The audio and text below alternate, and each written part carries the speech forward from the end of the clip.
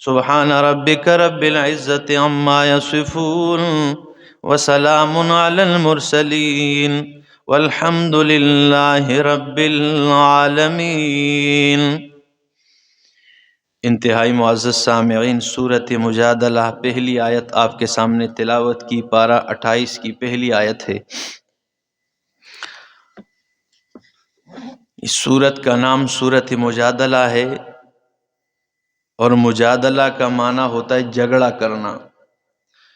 یعنی جھگڑے والی صورت، بحث والی صورت، کیونکہ اس میں جو عورت جناب رسول اللہ صلی اللہ علیہ وسلم کے پاس تشریف لے کے آئی تھی،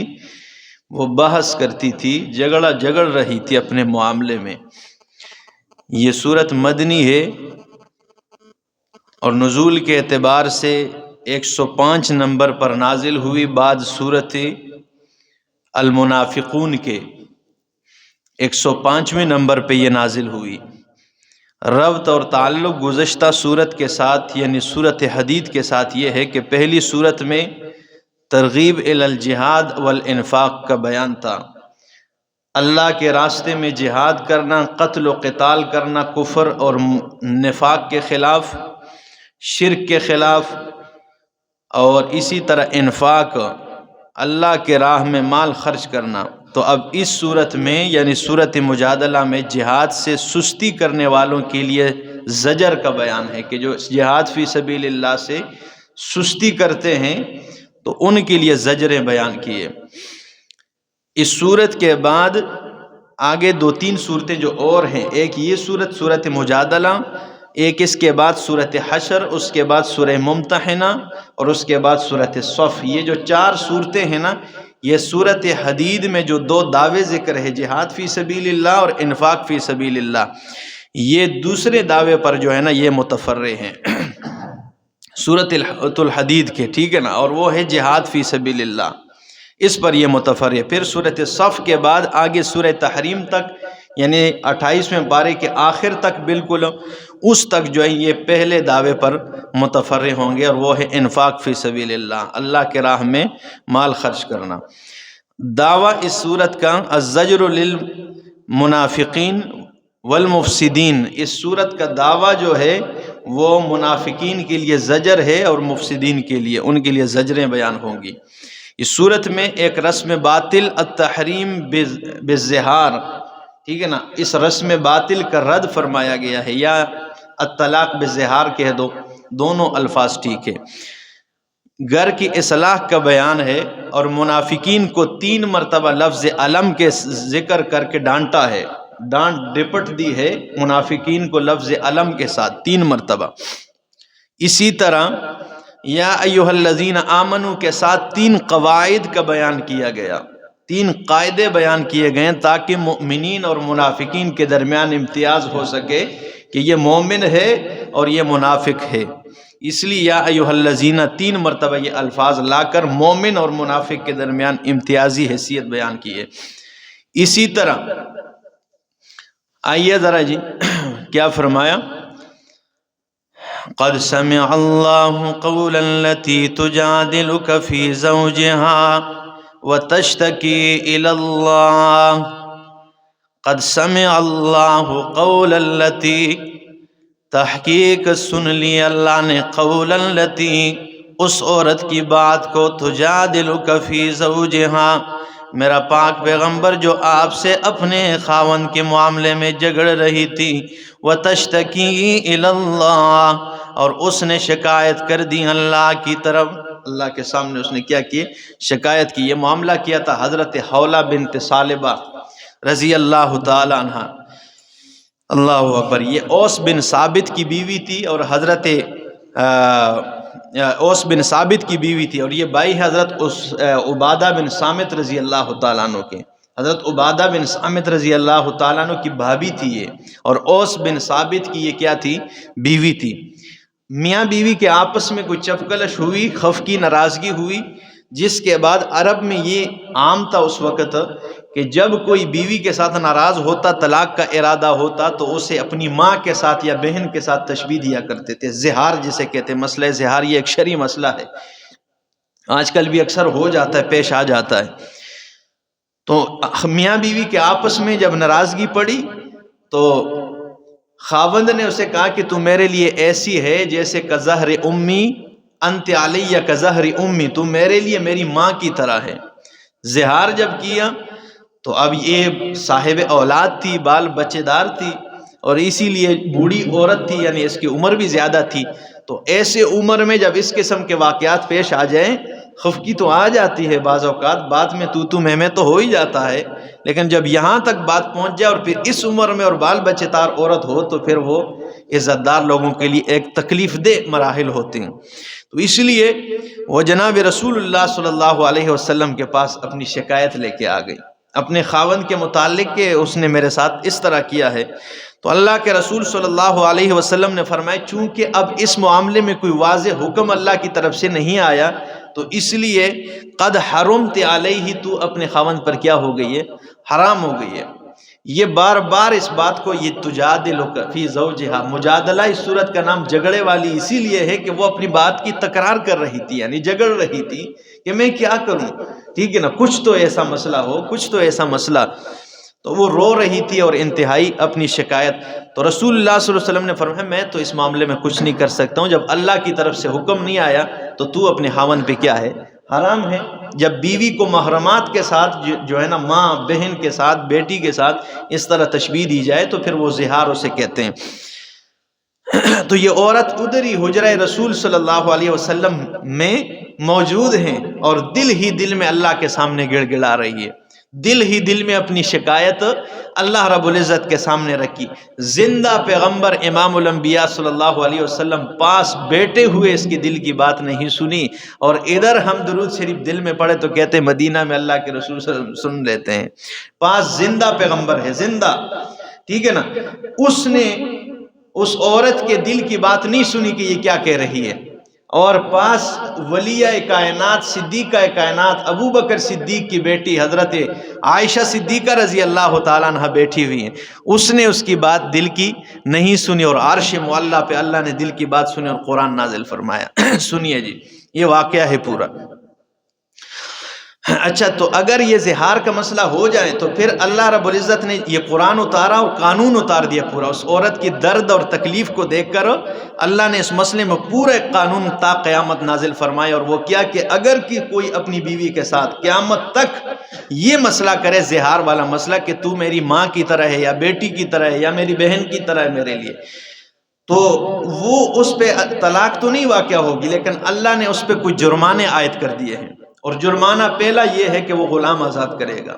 تو غلاموں کا سسٹم تو آج کل نہیں ہے، تو اس لیے اس کے بعد اگر غلام آزاد کرنے کی طاقت نہیں رکھتا تو وہ 2 مہینے لگاتار روزے رکھے گا۔ بڑا غصہ آتا ہے نا، تو غصے دار بہت ہے، لیکن اب یہ ہے کہ 2 مہینے لگاتار، علماء فرماتے ایک بھی درمیان میں روزہ قضا ہوا تو پھر نئے سرے سے، مثال 1 مہینہ، ٹھیک ہے نا، اور 27 روزے رکھ لیے، ٹھیک ہے نا، یا 26 روزے رکھ لیے، ایک میں چھٹی آئی تو پھر نئے سرے سے روزے رکھے گا، یہ اس کی سزا ہے اور ایک جرمانہ ہے اس پر، لگاتار 2 مہینے روزے رکھے گا۔ تیسرا یہ ہے کہ اگر روزے نہیں رکھ سکتا، یہ بھی طاقت کو، بعض لوگ نہیں طاقت ہوتی، یہ نہیں رکھ سکتا تو پھر 60 مسکینوں کو کھانا کھلائے گا، ٹھیک ہے نا، ایک وقت کا کھانا 60 مسکینوں کو کھلائے گا۔ تو فرمایا قد سمع اللہ قولا التي تجادلك في زوجها، تحقیق سن لی ہے اللہ نے، قول التي، اس عورت کی بات، تجادلك، جو جھگڑ رہی تھی آپ سے، فی زوجها، اپنے خاوند کے بارے میں، وتشتکی الی اللہ، اور شکایت کر رہی تھی اللہ کے دربار میں، ٹھیک ہے نا، شکایت کر رہی تھی، واللہ یسمع تحاورکما، اللہ رب العالمین سن رہا تھا تمہاری بات کو، تم دونوں کی بات کو اللہ کیا کر رہا ہے؟ سن رہا تھا۔ ان اللہ سمیع بصیر، بس بے شک اللہ سمیع، سننے والا ہے، بصیر، دیکھنے والا ہے۔ ما فوق الاسباب، سننے کا خاصہ یہ اللہ کا ہے، اگر یہ غیر اللہ میں کسی نبی، ولی، زندہ، پیر، فقیر کو دیا جائے تو یہ شرک ہے جی۔ تو فرمایا الذین، اور موت کے ساتھ اسباب ختم ہو جاتے ہیں، الذین وہ لوگ یظاہرون منکم جو زہار کرتے ہیں تم میں سے من نسائہم اپنی عورتوں سے ما ہن امہاتہم نہیں یہ عورتیں ان کی مائیں، یعنی زہار کرتے کہ تم میرے لیے میری ماں کی طرح، تو قرآن کہتا ہے یہ اس کی ماں نہیں بنتی ہے، ٹھیک ہے نا، جب منہ سے کہہ دیا ان امہاتہم نہیں ہے ان کی مائیں الا اللائی ولدنہم مگر وہ عورتیں جن عورتوں نے انہیں جنم دیا ہے، ان کی مائیں وہ ہے جنہوں نے اسے پیدا کیا ہے۔ وَإِنَّهُمْ لَيَقُولُونَ مُنْكَرًا مِنَ الْقَوْلِ وَزُورًا اور بے شک انہوں نے یہ جو کہتے ہیں جو بات کی انہوں نے بری بات کی ہے، من القول وزورا زیادتی والی بات جھوٹی بات کی ہے، یہ انہوں نے جھوٹی بات کی ہے، ٹھیک ہے نا، اور جو کرتے ہیں یہ زہار۔ وَإِنَّ اللَّهَ اور بے شک اللہ لعفو غفور درگزر کرنے والا ہے، غفور بخشنے والا ہے۔ والذین یظاہرون من نسائہم اور وہ لوگ یظاہرون جو زہار کرتے ہیں من نسائہم اپنی بیویوں سے، ثم یعودون لما قالوا اور پھر جو یعودون وہ لوٹ آتے ہیں لما قالوا اس کی طرف قالوا جو انہوں نے بات کی ہے۔ یہ ذرا مشکل مرحلہ ہے قرآن کریم کے، یہ آیت جو ہے ٹھیک ہے نا، سمجھنے کے لحاظ سے علماء دو توجیہات ذکر کرتے ہیں، فرمائے ثم یعودون لما قالوا، یہ لام جو ہے لما والی لام جو ہے لما، یہ لام بمعنی ان کے علماء فرماتے ہیں تو اب معنی ہوگا ثم یعودون لما قالوا پھر وہ لوٹتے ہیں ان ما اس چیز سے وہ رجوع کرتے ہیں قالوا جو انہوں نے کہی ہے، اس بات سے وہ رجوع کرتے ہیں، یعودون واپس ہوتے ہیں، بھئی میں غلط کیتا، ٹھیک ہے نا، رجوع کرنا چاہتے ہیں، اپنی بیوی کو پاس رکھنا چاہتا ہے، ٹھیک ہے نا، یہ ارادہ اگر ہے تو آگے پھر یہ اللہ نے جرمانے ذکر کیے۔ دوسرا معنی ثم یعودون لما قالوا ثم یعودون پھر وہ لوٹتے ہیں اس بات کو کاٹتے ہیں کراس کرتے ہیں جو انہوں نے کی ہے، یعنی اس کو ختم کرنا چاہتے ہیں اور پھر اپنی بیوی کے ساتھ نئے سرے سے اپنے تعلقات برقرار رکھنا چاہتا ہے، تو کیا کرے گا فتحریر رقبۃ پس وہ غلام آزاد کرے گا، گردن کو آزاد کرے گا، گردن آزاد کرنے سے مراد غلام آزاد کرے گا، یہ نہیں کہ صرف اس کی گردن ادھر سے ادھر تک آزاد کرے گا۔ قرآن نے چونکہ گردن یہ ہے کہ اگر یہ ختم ہو جائے تو پورا انسان ہی ختم ہو جاتے، دار و مداری اسی پہ، ٹانگ کٹ جائے ہاتھ کٹ جائے تو انسان ختم نہیں ہوتا، لیکن یہ گردن ہی ختم ہو جائے، تو اس لیے فرمایا فتحریر رقبۃ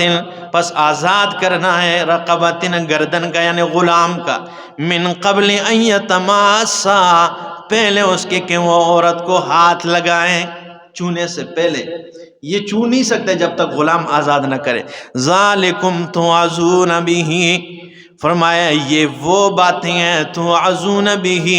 کہ جس کے ذریعے تمہیں نصیحت کی جاتی ہے، واللہ بما تعملون خبیر پس اور اللہ رب العالمین بما تعملون جو تم اعمال کرتے ہو خبیر خبر رکھنے والا ہے۔ فمن لم یجد پس جو بھی گردن آزاد کرنے غلام آزاد کرنے کی طاقت نہ رکھے، فصیام شہرین متتابعین پس 2 مہینے لگاتار روزے رکھیں، متتابعین کی جو قید ہے اس سے علماء فرماتے ہیں کہ چھٹی ایک بھی کی تو دوبارہ نئے سرے سے شروع ہو جائے گا، تو فرمایا فصیام شہرین متتابعین پس 2 مہینے لگاتار روزے رکھے، من قبل ان یتماسا پہلے اس کے کہ وہ عورت کو ہاتھ لگائیں، چھونے سے پہلے، ٹھیک ہے نا، پہلے اس سے کہ عورت کو چھوئے، 2 مہینے روزے رکھے گا تو اس کے بعد عورت کو چھو سکتے ہے اور اسے قریب کر سکتے ہے۔ فمن لم یستطع پس جو بھی اس کی طاقت نہ رکھے روزے رکھنے کی، فاطعام 60 مسکینا تو فرمایا 60 مسکینوں کو کھانا کھلا دے،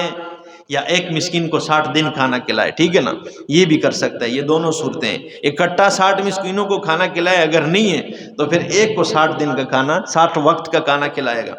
یہ بھی ٹھیک ہے۔ تو فرمایا فاطعام 60 مسکینا 60 مسکینوں کو کھانا کھلائے، ذالکا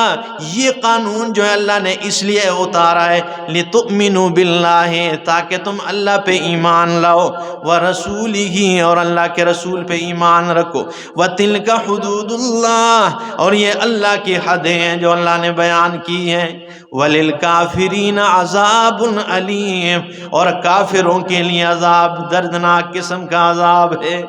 کافروں کے لیے کیا ہے دردناک عذاب ہے ان الذین یحادون اللہ ورسولہ پس بے شک وہ لوگ جو خلاف کرتے ہیں اللہ کی ورسولہ اور اللہ کے رسول کی مخالفت کرتے ہیں کبتو یہ ذلیل و رسوائے کما کبت الذین من قبلہم جس طرح ذلیل کیے گئے رسوا کیے گئے ان سے پہلے لوگوں کو